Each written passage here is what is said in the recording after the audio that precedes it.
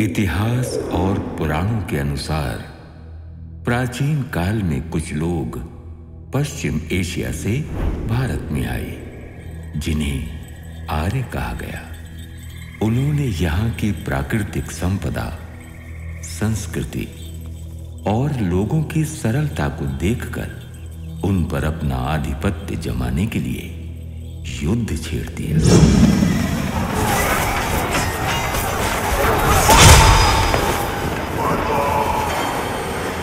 वर्षों चले इस युद्ध में यहाँ के मूल निवासियों को पराजित कर उनको बंदी बना लिया गया।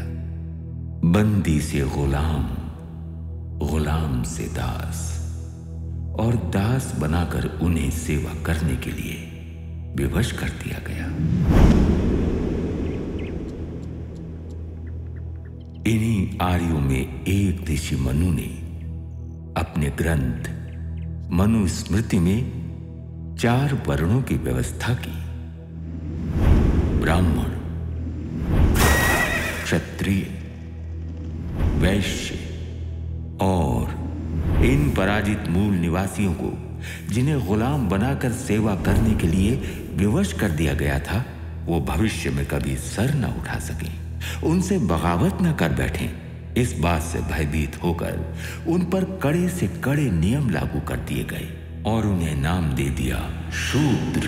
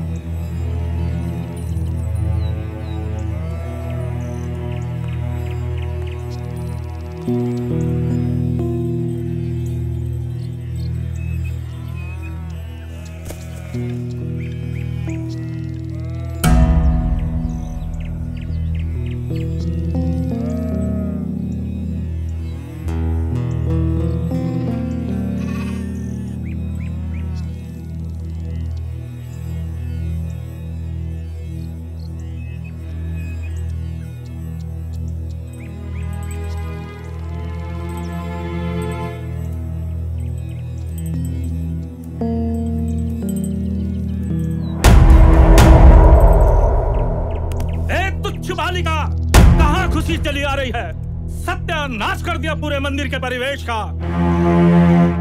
बाहर निकालो इसे। अरे मूर्खों, क्या तुम्हें मालूम नहीं, तुम नीच जातियों के लिए मंदिर में प्रवेश वर्जित है। चलो भागो यहाँ से। सुबह सुबह अपने नीच कदमों से पवित्र भूमि को अपवित्र कर दिया। अब इसका शुद्धिकरण करना होगा। जाओ, जाकर गंगा जल लेकर आओ। क्या महाराज? मैंने कहा भागो यहाँ से।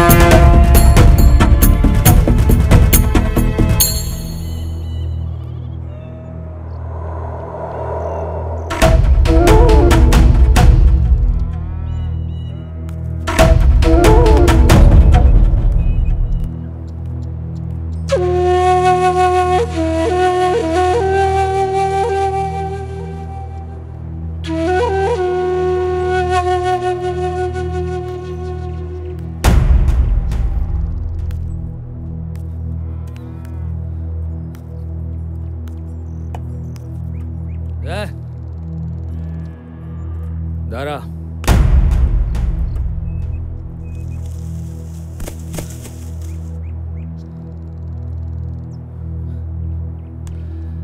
नाम क्या तेरा? सरनाम मलिक। ये कौन है तेरी? पत्नी है हमार। अब ब्याह के लाए। कोठी पर लेकर आ, शाम को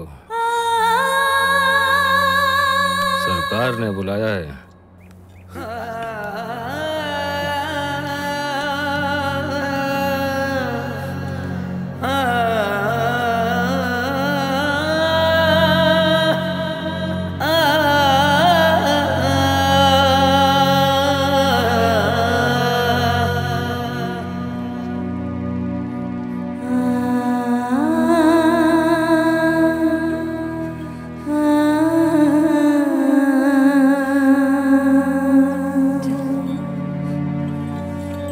एक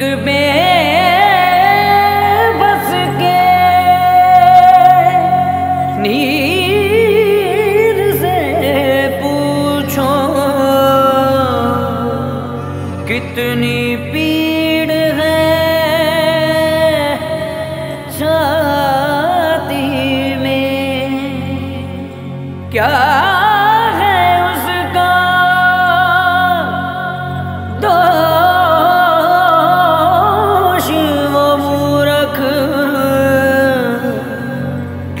जन्मा इस जाति में, पल पल मन में कैसी चिता जले आत्मा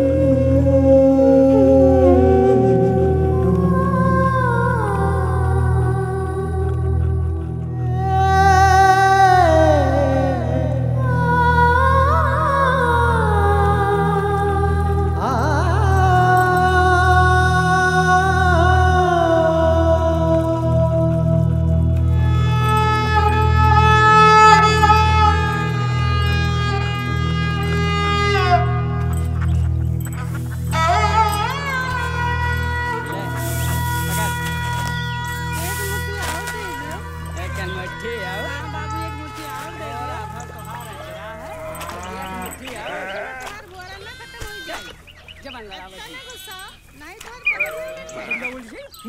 मारा बाबा फूट जा बूढ़ा नहीं कहे जब देखो तो तब ये बांध के मरवाई। बांध के मरवाई हो एक मुट्ठी अनाज नहीं दे पाएंगे। रखिए रख बकर बकर पिए कितना बोला धीरे एक मुट्ठी अनाज नहीं दे पावे सवेरे शाम तक मजदूरी करे रहे तो करे रहे देख कचवा एक धई दे। अब तो है का चाहिए रे? अरे हमका तो एक मुट्ठी अनाज दे दे। एक मुट्ठी अनाज का करती रे?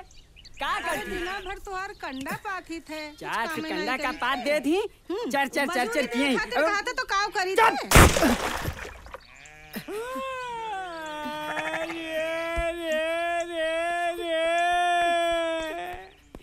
का कही दिस रे? गलती हो गई मालिक। सगरो दूध धरती पे फैलाई दिस। अरे मूर्ख ई गाय के दूध हो बकरी के मूत नहीं जौन सगरो फैलाई दी हो। माफ कर दे मालिक। माफ करी मन भर चाड़ी के खात हो और 5 शेर का मटका तुझसे नाई संभालल जात है। आयो आयो मजूरी लेवे तब बताई मकार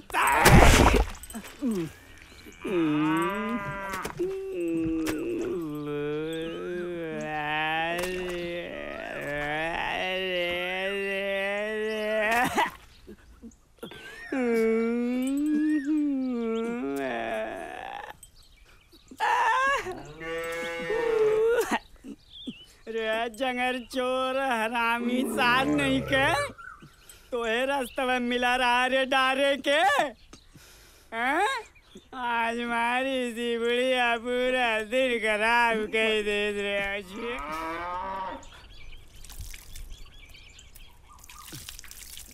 निकाल ले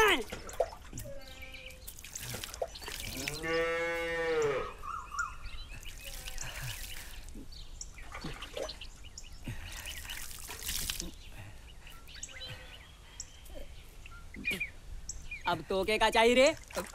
भैया बहुत दूर से आए हैं, बहुत थक गए हैं। तो क्या करी? पैर दबाई तेल लगाई तनिक पानी मिल जाता तो का हम यहाँ प्यास बुझावे बैठा है ने हैं? तो का प्याऊ दिखाई थे रे? आज का तो दिन खराब है। जरूर सवेरे सवेरे कोनो सूदे के मुंह देख लिए रहा। मालिक मालिक मालिक पानी। घंटी नीच पापी का हमारे इतना बुरे दिन आई गए हैं कि हम तोरे हाथ का पानी पिए। ना गले में हंडी ना कमर में झाड़, सारा धर्म भ्रष्ट कर दिया हमार। राम राम राम। अरे इन सुदरन के तो गले में हांडी ही नहीं बेड़ियों बांधे के चाहिए।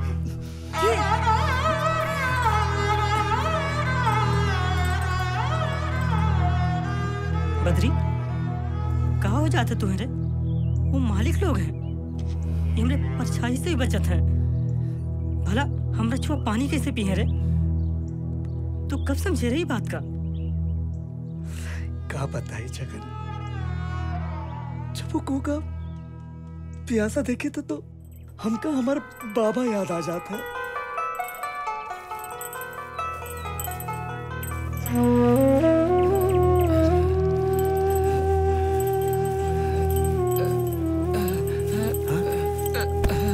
बाबा क्या हुआ? बहुत प्यास लगी है। बस थोड़ी दूर और, बस थोड़ी दूर और। हाँ चलो, हिम्मत करो। अरे तनिक को ना चल पाई हो। अच्छा एक काम करो, चलो वहाँ छाई बैठो। आओ आराम से तनिक धीरज धरो। बहुत प्यास लगी है बचवा। तुम यहाँ छाई बैठो, बैठो पहले। आराम से बाबा, आराम से। तनिक ऊपर खसको, यूं निकाल दो। बाबा प्यास लगी? बहुत प्यास लगी है बचवा, बहुत प्यास लगी है। हम तोरे लिए पानी लाई थे, हम तोरे लिए पानी लाई थे। तुम ये रहो। अच्छा, हम अब आएं, अब ही आएं, है ना बाबा? हम अब पे आए थे।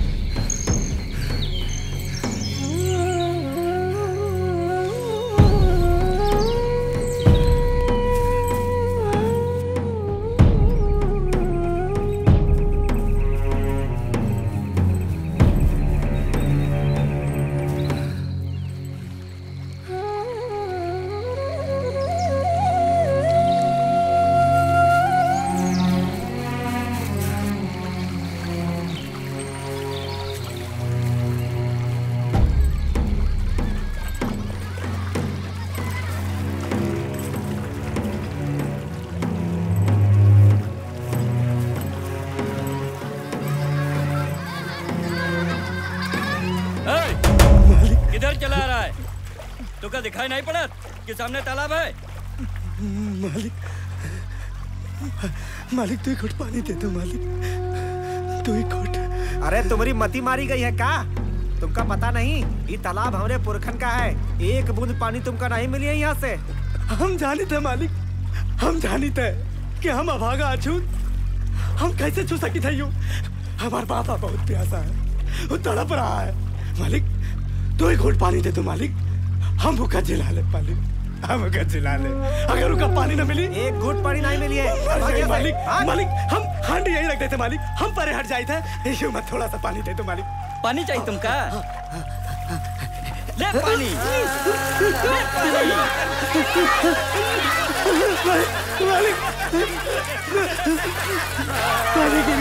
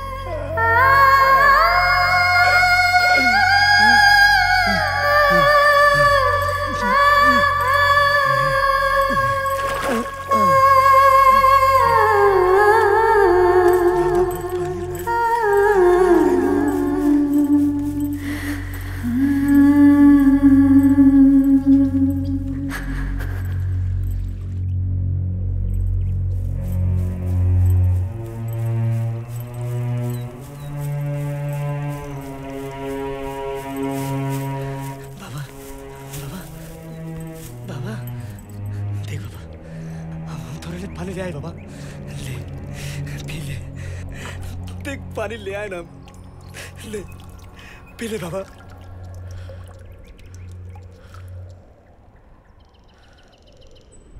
बाबा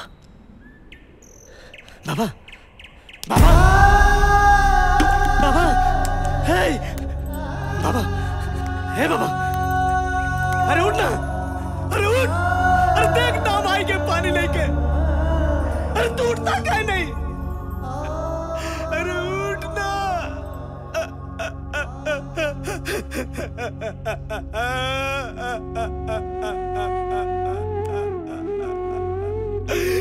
क्यों नहीं मेरा इस दुनिया में बाबा?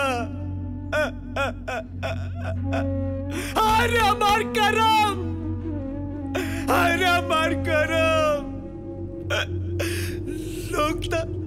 लोग तो अपना कार्तिम करी में गंगा जल पिलावत है, और एक हम भागा कि तुमका तू पानी न पिला सके।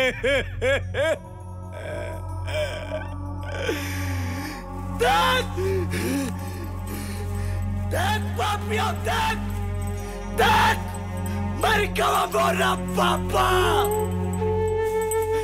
मर गवा मोरा पापा, मर गवा मोरा पापा। और नहीं रखा अपनी छाती पर कौनों का बोझ, और नहीं रखा तुम्हारी तू ही घोट पानी का उधार। मर गवा प्यासा, मर गवा। अरे तुम कहा तो कि हम अछूत है? अरे अछूत हो तुम लोग, और ये तुम्हारा पानी, तू है ऐसा पानी पर जो बनाई खातिर नहीं बना। पानी चाहिए ना, ले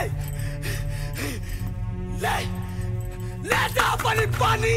अरे पानी नहीं, जौन पानी मनाई के काम ना आ सके, वो पानी नहीं, वो मूत है।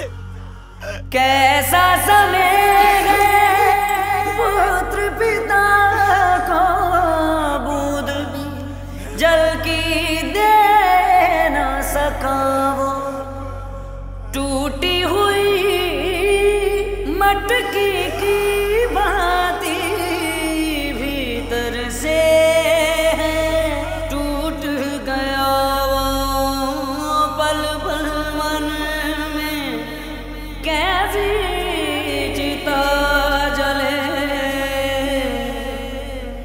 आत्मा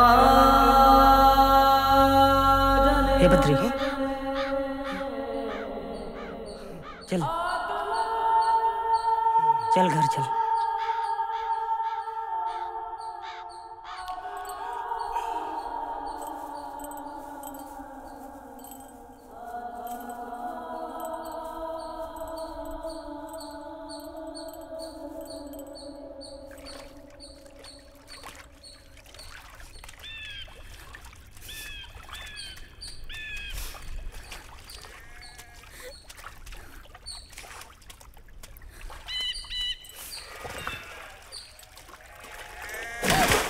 जीजी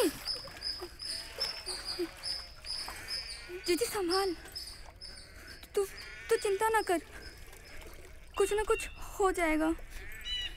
वो जमींदार को जब पता चलेगा ना कि तू पेट से है तो वो जरूर कुछ ना कुछ। क्यों री, उसे काहे झूठा दिलासा दे रही है, हैं? भूल गई जुगनी के साथ में क्या हुआ था? अरे मना किया था उसने जाने से, तो ठाकुरों ने पूरे गांव में नंगा करके घुमाया। नंगा बात करती है, कुछ नहीं होगा। ठाकुर ही हमारे भगवान हैं, उनकी कही हर एक बात पत्थर की लकीर है, ये जान लो तुम, नहीं तो सबको मुसीबत में डालोगे। काहे चाची, काहे ऊ के मन का बोझ बढ़ा रही है? हम काहे उसके मन का बोझ बढ़ा रहे हैं? जब ऊ के कारण सबका मन का बोझ बढ़ी तब पता चली। मन का बोझ बढ़ा रहे हैं इनके सबका हम।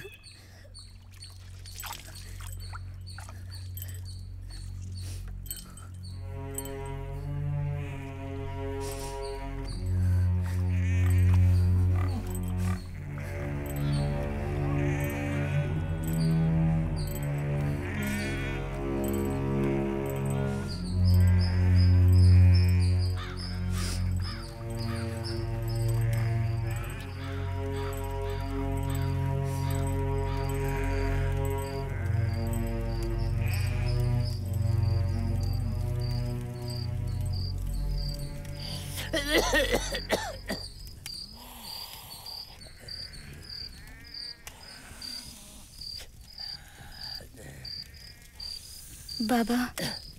हाँ लाओ बिटिया।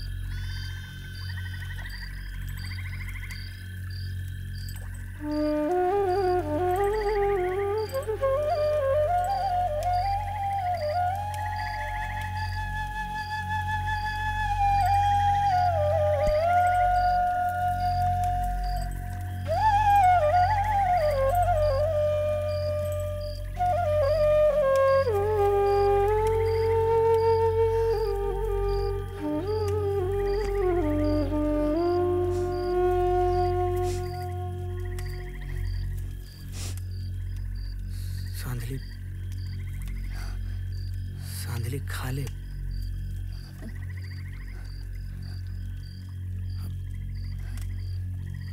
तेरे लिए बचा के रखा था। कब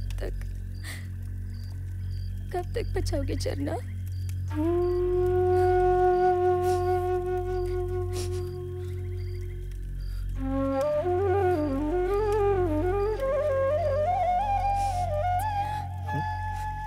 हम क्या करे सांदली, करे का हम दोस्त का है हमारा, हाँ? क्या ना कि हम इस नीच जाति में जन्मे,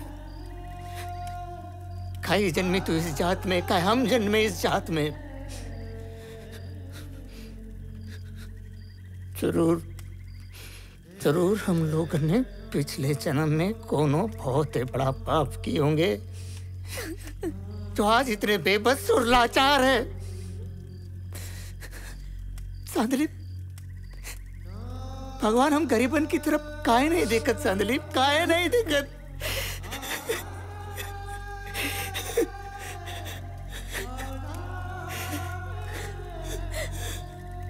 चन्ना, चन्ना मत रो, चन्ना मत रो।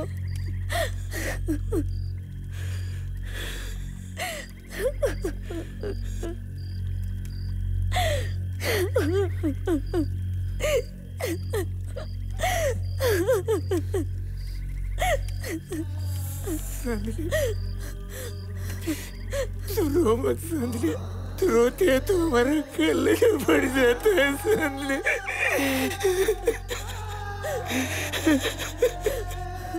चन्ना, चन्ना रोना तो का करे, चन्ना का करे हम?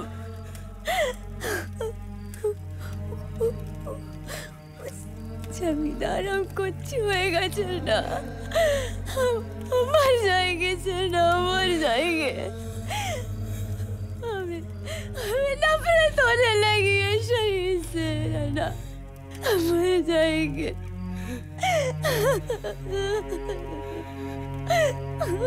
दादा, अरे दया कर दादा, दया कर। चाहे तो मेरी जान ले ले, लेकिन मेरी सांदली को बचा ले दादा, मेरी सांदली को बचा ले। अरे तूने तो दुनिया बसाई थी दादा, अरे हमार घर भी बचा ले दादा, हमार घर। दादा, दादा कुछ ठीक करेगा, अब हमें ही कुछ करना होगा। ना रहेंगे हम, ना रहेगा हमारा ये सही। छोड़ सब, अरे क्या कर रही है पगली? सांदली, तुझे कुछ हो गया तो हम मर जाएंगे सांदली, हम मर जाएंगे।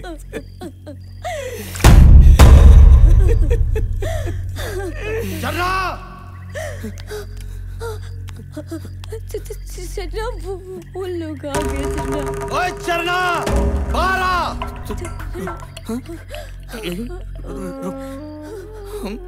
हम है ना?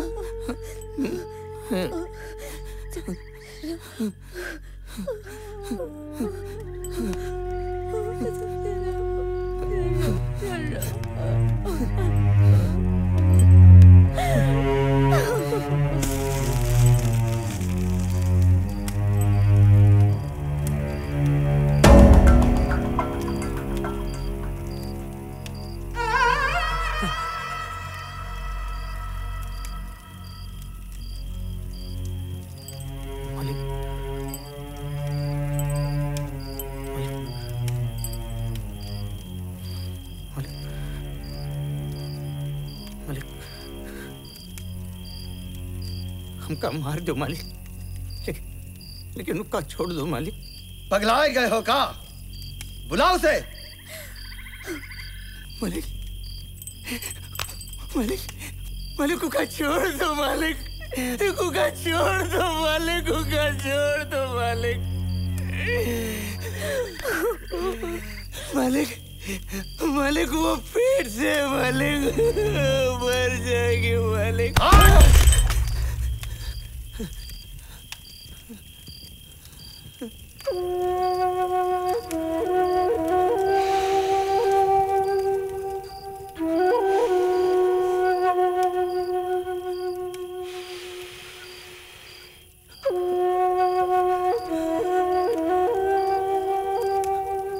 फैसला स्वामी करते हैं, सेवक नहीं। हम सेवक हैं, स्वामी नहीं। जा लेके आ। हरिया।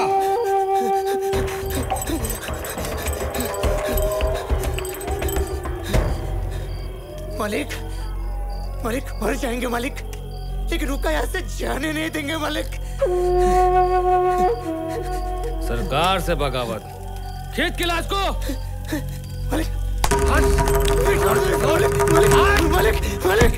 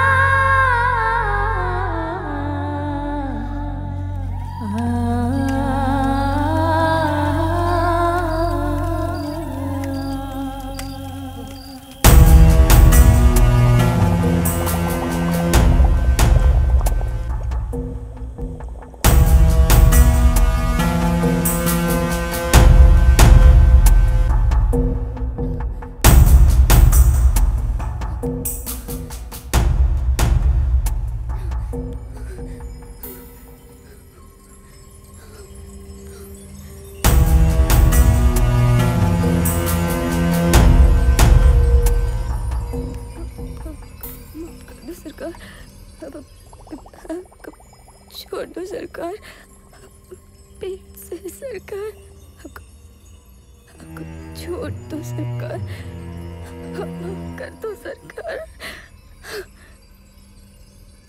हमको माफ कर दो सरकार।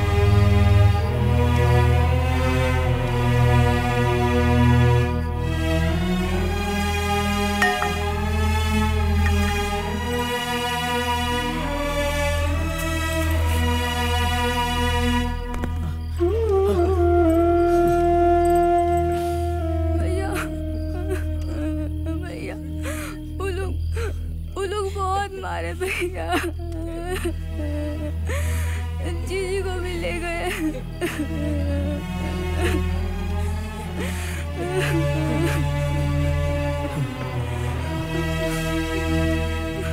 उठ जाना। कैसे उठी? उसे छोड़ा ही नहीं है उठे लायक।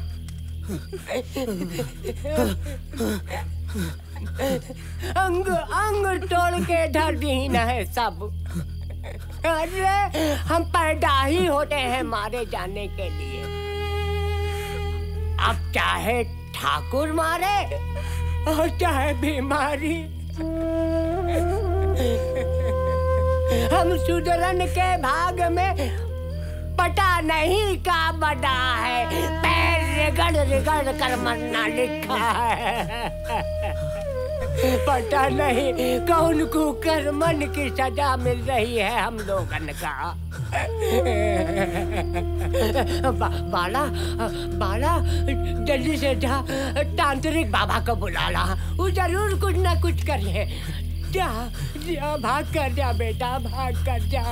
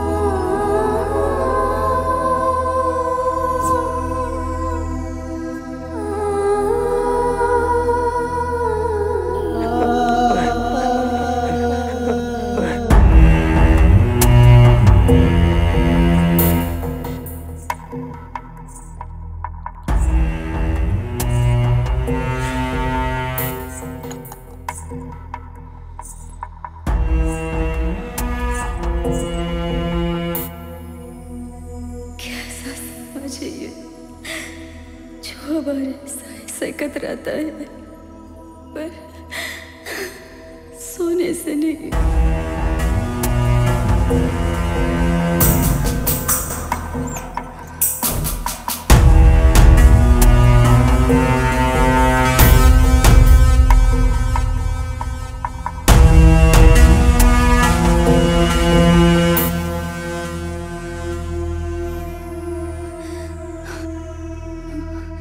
मुझे आज तक कोई नहीं बता पाया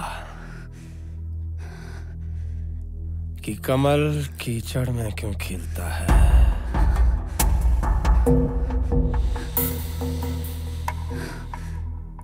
गुलाब कांटों में क्यों मिलता है।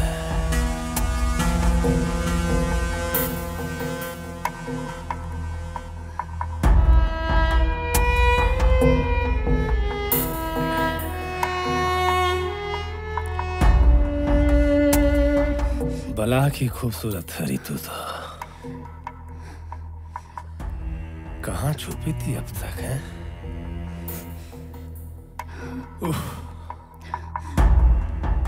तेरी नागिन जैसी लटें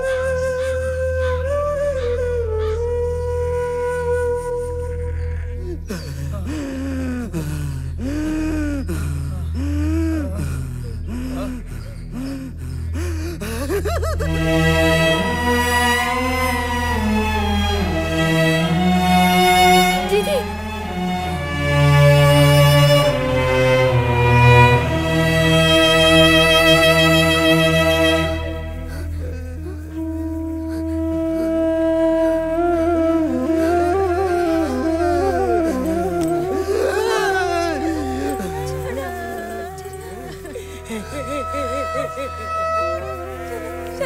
चन्ना उठ चन्ना देख देख हम आ गए चन्ना बाबा बाबा ये काहे बोलत नहीं बाबा देख चन्ना हम आ गए चन्ना चन्ना उठना चन्ना ठाकुर ठाकुर ने हमका कुछ नहीं किया चन्ना चाची चाची इका काव हर चाची बाबा बाबा बाबा क्या करे हमन का तो बैठो नहीं मिले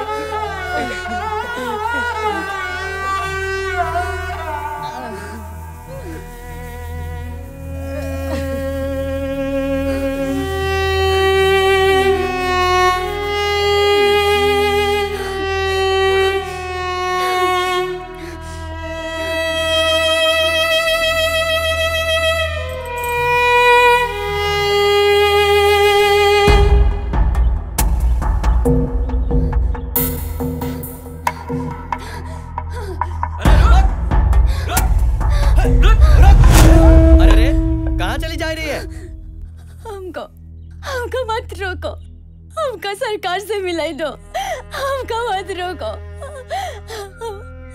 हम तोरे सामने हाथ जोड़ी थे हमका मत रोको रात भर मन नहीं भरा जो फिर दौड़ी चली आ रही है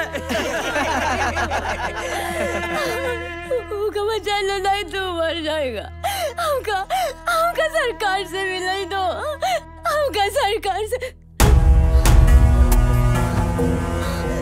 सरकार सरकार सरकार का बचाएगा सरकार है तो मर जाएगा सरकार वो मर जाएगा सरकार उका कोई गलती नहीं थी सरकार उका कोई गलती नहीं थी ना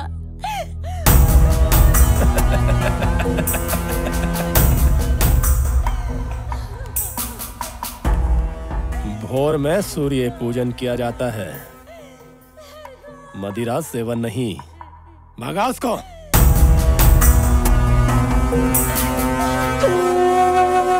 लेके जाए से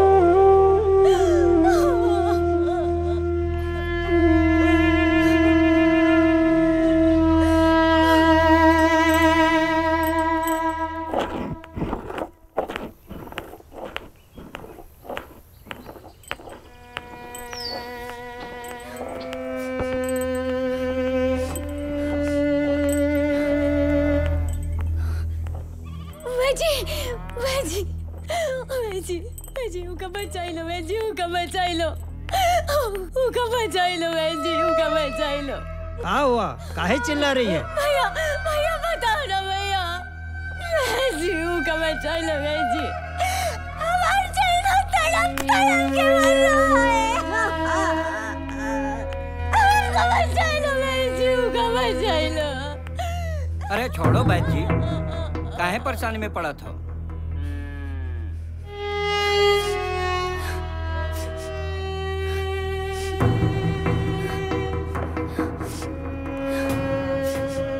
देखो भैया अब इन शूद्रन ने झाड़ू बांधना बंद कर दिया है। हाँ भैया अब तो रास्ता घाट भी देखकर चलना पड़ेगा कहीं इन लोगन के पाँव के ऊपर अपन पाँव न पड़ जाए।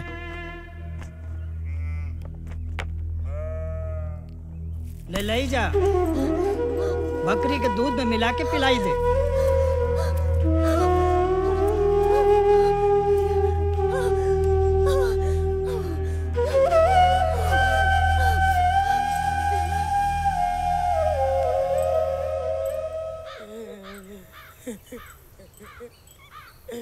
हमारा संसार जल गवा हमारा संसार बिखर गवा माधव हमारा संसार बिखर गवा हम टूट गए हमारा चलना चला गवा चलना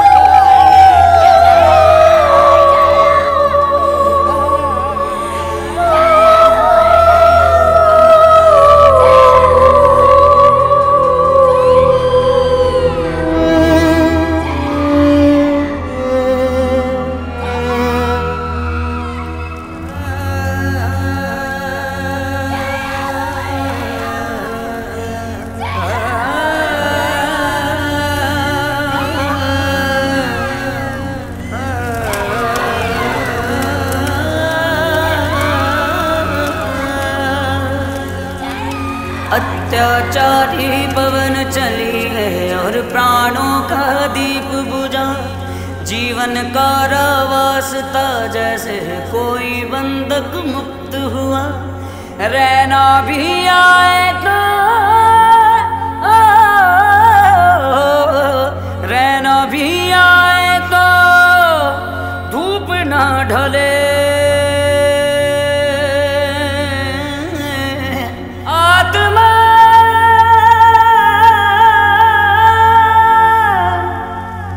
आत्मा आत्मा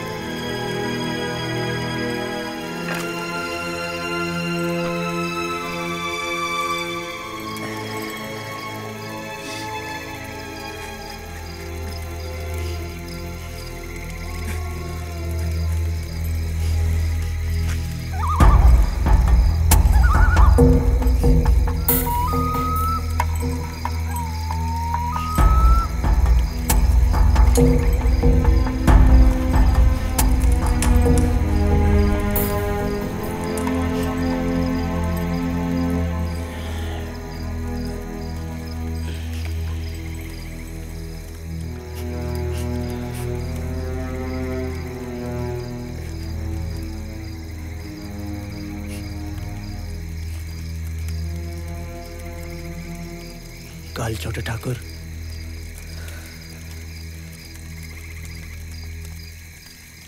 गांव वापस आ रहे हैं। तो का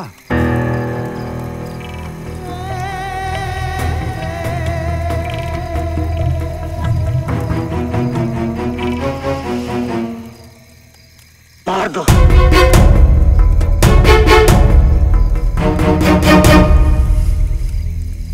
मार दो? के का मार दो? छोटे ठाकुर का? बोलो, बोलत काहे नहीं?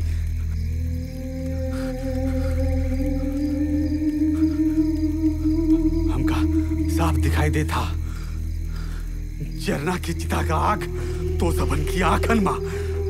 जब इस चिता की आग ज्वालामुखी बन के फाटी ना तो विनाश है विनाश हुई। जब वो चिता ही चिता जली। ये बाला, अरे बह जाने दे, बह जाने दे। ये चिता की आग के साथ इन असुअन के तू लोग बोलत काहे नहीं? मती मार के ये कहा पगलाए गए हो तुम लोग? पगलाए गए? पगलाए हम नहीं गए माधव, पगलाए गए हैं वो लोग जो हम शूद्रन का कीड़ा माटी समझते हैं, जो समझते हैं हमारी नसन में खून नहीं पानी दौड़त है। पगलाए गए हैं। हाँ, दौड़त है पानी। अब वो पानी लाल हो गया है। पगलाए गए नहीं है माधव, होश में आ गए हैं। होश में आ गए? अरे होश में आ गए होते तो नगर को नहीं जाते गुप्तचरी करने। हे बद्री, तो खातिर तौर तरीका का समझ है, इनका समझा।